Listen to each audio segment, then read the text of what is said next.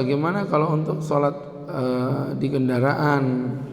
Jadi gini Pak, kaidahnya sholat di kendaraan itu apabila masih memungkinkan untuk berdiri, tetap wajib berdiri. Jadi berdiri itu tetap lebih diprioritaskan. Tapi dalam kondisi tertentu di mana kita nggak mungkin melakukan sholat dalam kondisi berdiri, maka teman-teman yang dimuliakan Allah, kita boleh melakukan sholat dalam kondisi duduk. Itu dengan catatan bahwa Bapak memang betul-betul tidak mungkin turun dari kendaraan. Karena sebenarnya sholat fardu itu nggak boleh dilakukan dalam kondisi di kendaraan, wajib turun Pak. Wajib hukumnya. Masih ingat hadisnya tentang hadis Jabir itu yang Nabi diceritakan kalau sholat sunnah Nabi sholat di atas kendaraannya, wa tawajjah haitsu tawajjahat, dan Nabi menghadap kemanapun kendaraannya menghadap.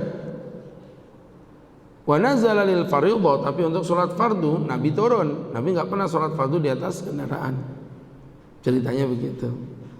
Jadi kalau orang di perjalanan, kami mau sholat turun. Nggak ada masjid Pak Ustadz, sholat pinggir jalan. Tapi nggak bawa sejadah Pak Ustadz, sholat di atas tanah. Tapi tanahnya kotor belum tentu najis. Mau lari kemana kau? Nggak bisa. Sholat. Maka Nabi katakan wa ju'ilat liyal ardu tahura wa masjidan, dijadikan bumi sebagai masjid dan tempat bersuci. Fa aina ma adrakat ummatis shalah, maka dimanapun umatku menjumpai salat, fa indahu masjiduhu, disitulah ada masjidnya. Wa indahu tahuruhu, disitulah ada alat bersucinya.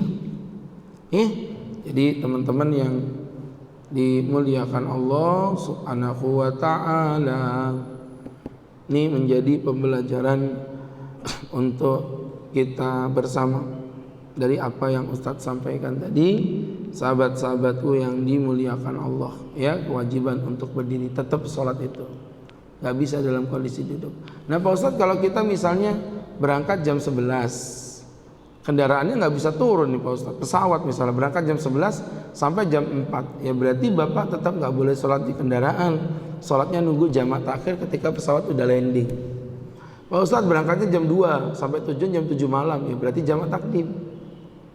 Ya, kecuali kalau Bapak berangkat jam 11 sampai tujuan jam 7 malam, mau ditakdim nggak bisa, ditakhir juga nggak bisa. Ya udah, berarti fattaqullaha mastata'tum, bertakwalah engkau semampumu dan sebisamu.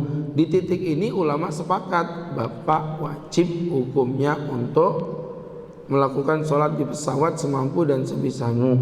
Walaupun nanti ulama beda pendapat mengenai tentang apabila sudah sampai ke rumah apakah wajib qadha atau tidak. Ada yang mengatakan wajib qadha, menyebut sholat di pesawat tadi sholat li hormatil wakti, sholat untuk menghormati waktu. Sedangkan kelompok kedua mengatakan tidak, tetap hukumnya haram, tidak diperbolehkan. Teman-teman, saya ulangi, tetap hukumnya diwajibkan untuk mengqadha, karena sholat pertama tadi dianggap sebagai sholat li hormatil wakti. Nah pendapat yang kedua mengatakan tidak perlu qadha, ya, tidak perlu qadha. Jadi teman-teman, kenapa? Karena tadi udah dilakukan sholat semampu dan sebisa yang ia lakukan. Nah itu khilaf. Tapi kalau sholat di pesawatnya Pak, ulama sepakat Pak, nggak boleh meninggalkan sholat. Ya teman-teman yang berbahagia.